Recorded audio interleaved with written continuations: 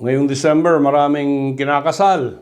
At ano ang doktrina sa property relations between husband and wife, no? What is yours is mine. What is mine is yours. Yan yung principle na sinusunod natin ng mag-irog na mag-aasawa at hopefully merong forever sila. At dito, yung property relations nila ay nasa paragraph 2 of Article 121 of the Family Code referring to conjugal partnerships. Now, ang tatalakayin natin yung exception. Ano ang mga utang na pwedeng i-charge sa conjugal assets, no?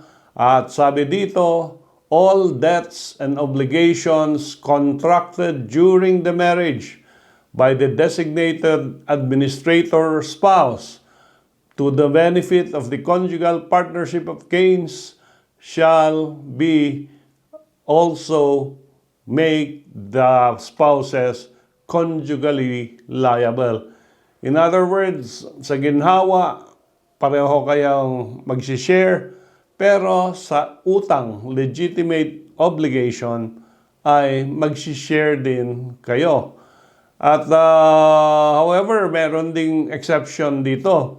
Under Article 122, personal debts contracted by the husband or the wife before, o bago kasal, or during the marriage that will not redound to the benefit of the conjugal partnership shall not be charged to the conjugal partnership.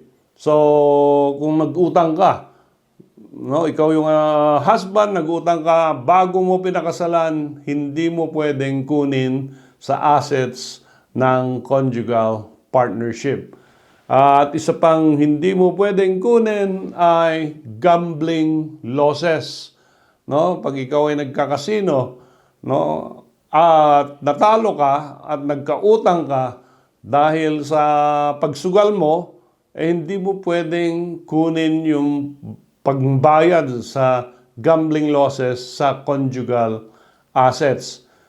Yung winnings sa casino or gambling, yan naman ay winnings, so it will go to the conjugal partnership of gains.